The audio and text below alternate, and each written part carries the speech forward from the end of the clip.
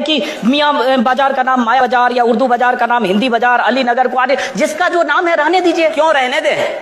नहीं, मैं क्यों रहने दे? इसका तर्क मैं जानना चाह रहा हूँ। क्यों रहने दे? हम जानना चाह रहा हूँ इसका तर्क। कोई तर्क ये है कि यह देश पहले वह माया बाजार था, औरंगजेब के समय मियाँ बाजार हो गया। हमने कहा नहीं, इसको फिर से माया बाजार करो।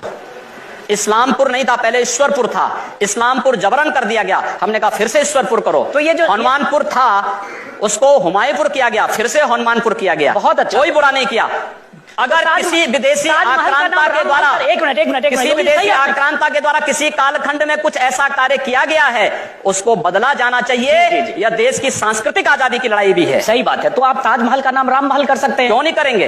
कर देंगे, बिल्कुल किया जाना चाहिए। आवश्यकता है तो किया जाना चाहिए। चलेगा। तो जो मुमताज महल के लिए शाहजहां ने ताजमहल बनाया, उसको जांच का विषय है, चर्चा करिए ना इस पर कभी खुले मंच पर। अच्छा, तो इसका मतलब जो भी पुरानी विरासत है, अगर कहीं लाल कोई विरासत नहीं, कुतुब मीनार जो देश के हित में होगा हमें वह कदम सख्ती के साथ उठाना चाहिए, बिना सोच, बिना लौंग लपेट के, बिना संकोच के।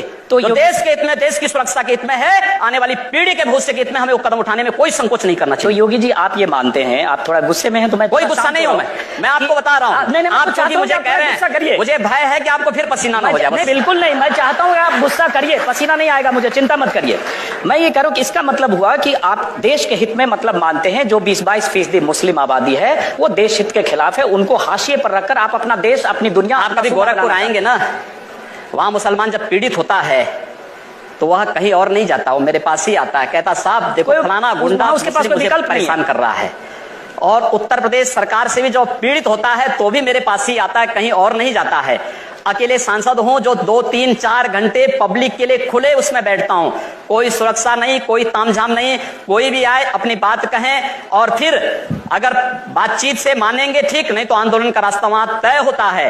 हर एक व्यक्ति की सुरक्षा और हर एक व्यक्ति का विकास आपको देखना गोरखपुर में जाकर के। एक बार इसको ये बोलेंगे, हर एक व्यक्ति मतलब हिंदू हो या मुसलमान, जो भारत का नागरिक है, जो भारत का नागरिक है वो हमारा नागरिक है, उसमें जाति मत और पंथ कहां की बात आती है? जब अरे मैं सनातन हिंदू धर्म का उपासक बदलना चाहते हैं, सनातन हिंदू धर्म का उपासक हूं, सर्वे भवन्तु सुखिनः सर्वे सन्तु निरामया की बात करता हूं।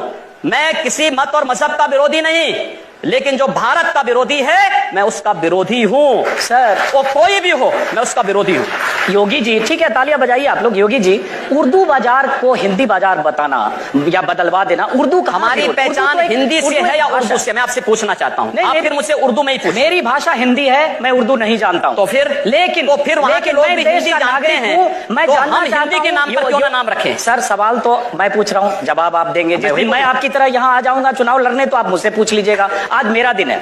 तो मैं ये पूछ रहा हूं कि योगी आदित्यनाथ जब पश्चिमी उत्तर प्रदेश में जिस ढंग से चुनाव प्रचार में जा रहे हैं, या पूर्वी उत्तर प्रदेश में जिस ढंग से आप चुनाव प्रचार करते हैं, और जाहिर है वहां आपकी फैन फॉलोइंग भी काफी है, क्या आपके दायरे में, आपकी राजनीति में मुसलमानों के लिए कोई जगह नहीं है? क्यों नहीं है?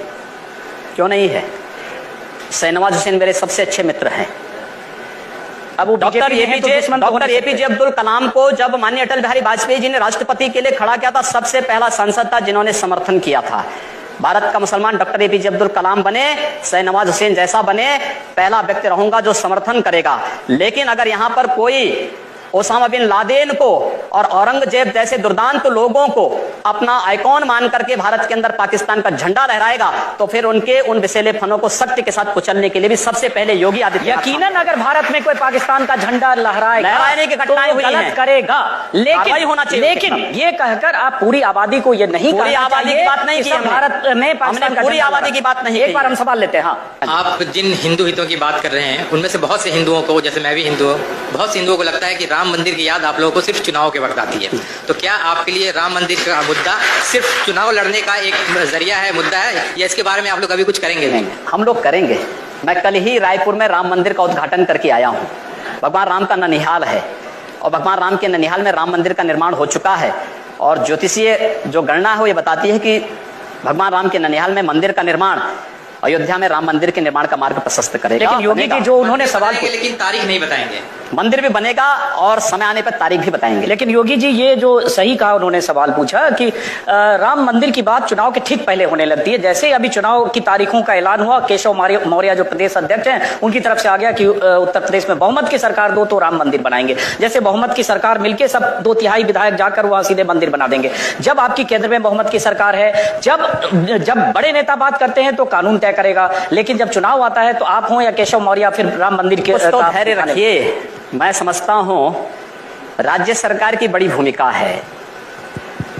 1986 में जब अयोध्या में राम जन्मभूमि का ताला खुला था तो कोर्ट ने राज्य सरकार से पूछा था कि लॉ एंड ऑर्डर को आप बनाए पाएंगे। राज्य सरकार ने लिख के दिया।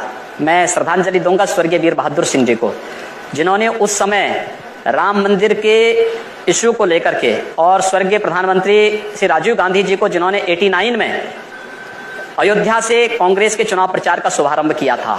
और मैं धन्यवाद दूंगा राहुल गांधी को कि राहुल गांधी अपने पिता का अनुसरण करते तो संभवतः कांग्रेस की दुर्गति नहीं होती। सवाल वो नहीं है स्वामी जी, सवाल ये है जैसे आपने कहा कि राज्य सरकार की भूमिका होती है, बड़ी महत्वपूर्ण। तो एक मैं सुन लीजिए, राज्य सरकार की भूमिका अगर होगी तो एक अमित शाह ने, जो पार्टी के राष्ट्रीय अध्यक्ष हैं, उन्होंने कुछ देर पहले मैनिफेस्टो जारी किया, कुछ दिन पहले आप भी मंच पर थे। उस मैनिफेस्टो में बहुत सारे वायदे हैं। वही वायदे पूरा करते करते शायद 5 साल में पूरा ना हो, तो आप वो वायदे पूरा करेंगे जो मैनिफेस्टो में दिया, या जाकर मंदिर बनवाने जाएंगे वहां जहां कानूनी मामला कोर्ट में? मंदिर भी बनेगा और ये विकास के सारे कार्य भी होंगे।